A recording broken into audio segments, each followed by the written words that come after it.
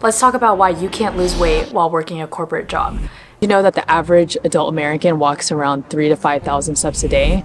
This is in comparison to Japan's adults who are actually walking 7,000 steps a day, and even more so in Australia where their adults are walking around 9,000 steps a day. In today's video, I wanted to talk about some tips that you can do that are actually realistic that will help you live a healthier lifestyle. I want to start off with the most underrated thing that you should be already doing, which is getting your steps in. Now, studies say that you should average around 10,000 steps every single day in order to reduce other health risks. Now, first things first, I want you to do me a favor and why don't you check either your Apple Watch or any type of fitness tracker that you have. But if you don't have that, then you can actually check your iPhone. You might be shocked to find out that you have around 3,000 to 5,000 steps, which is the average adult American steps per day. Did you know studies of sitting time are finding that long periods of inactivity during the day may actually increase your risk of disease, even if you get the required amount of exercise at some point during the day? Researchers have also found an increased risk of type 2 diabetes, cardiovascular disease, and early death. If your average number of steps per day is around 5,000, you are unlikely to get the amount of exercise recommended to reduce health risks. Now, the most obvious question is, why are people being so sedentary now? And the reason is because of technology. And since technology is so easy to access on your phone, it makes everything much more convenient. And I know a lot of you out there are ordering DoorDash. You're getting all this food just delivered to you. Did you know too that Target now has drive-through pickup and even has drive-through returns? That's another reason for you to sit your butt in your car and not actually walk to the store and get your steps in. So here's what you can do now to increase your steps every single day. A couple of tips that I actually like to do is, like I said before, is use my Apple Watch or any kind of fitness tracker where you can see how many steps you already have. I like to check this before I go to the gym in the morning, after I go to the gym, at lunchtime, to kind of like make sure I'm on track. Some other tips that you can do during the day to increase your steps are be that person that parks really far, gets their extra steps. And you know what the best part about parking far is? You get extra steps by, looking around as opposed to just having someone come to your door and deliver your groceries to your car. Instead of taking the elevator, why don't you just use the stairs? Oh, yes, So here are some tips that you can do if you actually work at home.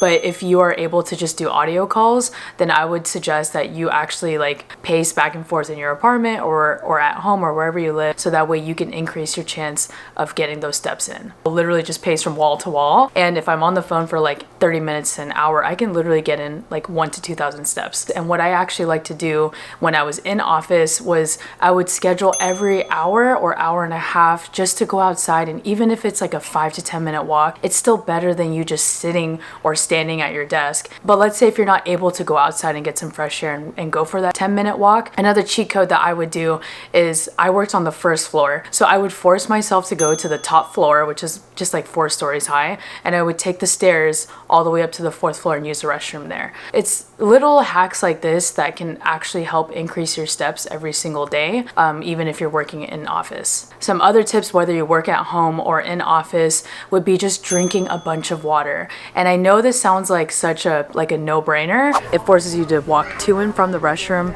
where you can get more steps. Okay, to put this into comparison, I wanted to actually research and look up on Google to see 2 separate scenarios. One scenario would be where I don't do anything, I don't even lift. All I do is walk 10,000 steps a day. The second scenario is where I run 2 miles a day. So what I wanted to see is with my height and my specific body measurements, how much calories would I actually burn for both of those exercises. What I found was, and of course these are on average, but if I were to actually just walk only 10,000 steps a day, I would burn around 350 calories.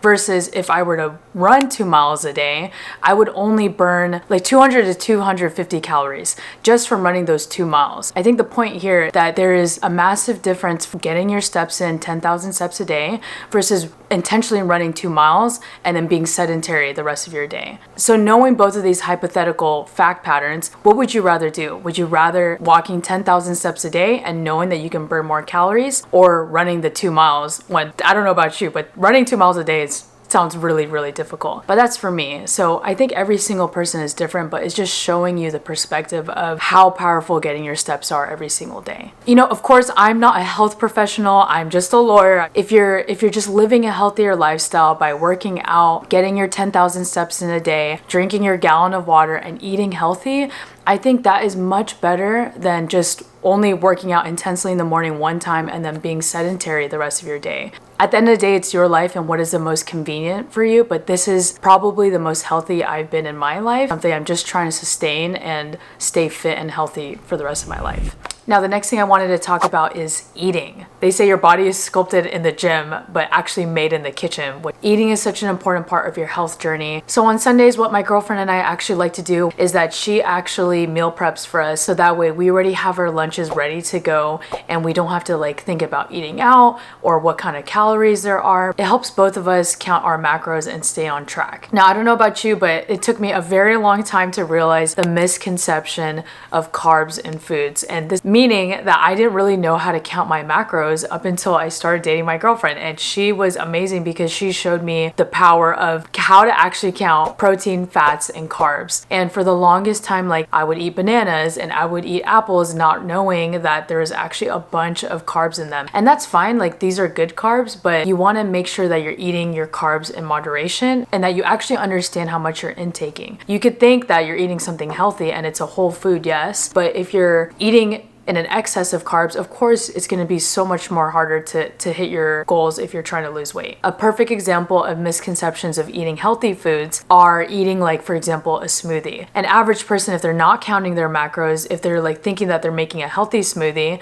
maybe they'll put in a full banana in there, nuts, which are high in fat, and then you add in the milk. And if you use oat milk, that has a lot of carbs in it too. By the end of your smoothie, by the time that you're done making your smoothie, that's around 500 to 600 calories. God knows, that might even be around like 50 to 70 grams of carbs. That one smoothie that you think is healthy can actually have more carbs, fats, and calories than a normal breakfast sandwich. So this is just a small example of just showing that if you're trying to lose weight and you think that you're eating healthy foods by making a healthy smoothie. Now, another tip that actually helps me stay full during the day is that I try to just fast in the morning. Usually right when I wake up, I go to the gym, I have my BCAAs, and I drink a bunch of water. And I usually don't have my protein drink till around 10:30 to 11. So I think another thing that you can do too, if you can incorporate or if you're able to, is to fast as long as you can in the morning so you can shorten your window of how much calories you're eating so you can feel full longer.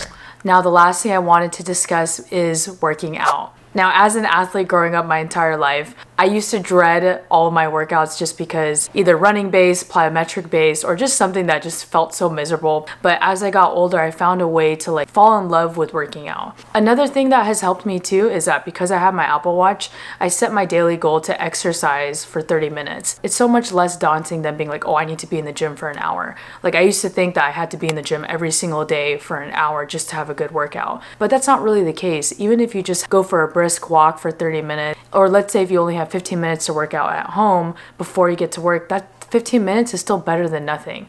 So I think if you can just even set little goals for yourself every day to be like, okay, I just want to work out 10 to 15 minutes a day. That's better than you working out 0 minutes a day. I think it's definitely more of a mindset shift than it is actually being like, this is such a chore. Now, something that you can do that's realistic and sustainable is if you live in an apartment, I'm sure that your apartment has like a gym. And if not, if you're lucky enough to have a gym membership, then I would say just go to your treadmill and walk at an incline of 12.0 at 3.0 speed. Remember those two numbers. 12.0 incline at 3.0 speed, and do that for 30 minutes. The point here is that I don't kill myself every day at the gym. I just try to get my steps in as much as I can. And so I don't even try to like have an intense workout every single day. You can split it up between 15 minutes, take a break, and then walk another 15 minutes. But you'll notice just from even doing that change and incorporating that without having to lift weights, without having to do anything else, that within itself will get you to probably lose a couple inches and some pounds. Of course, this is along with having a healthy diet, but I think just even incorporating that 30-minute incline walk on the treadmill will help you live a healthier lifestyle, and you'll be surprised of the results you'll get. Now remember, making small, realistic, and sustainable changes in your life is a key to being successful in a healthy lifestyle.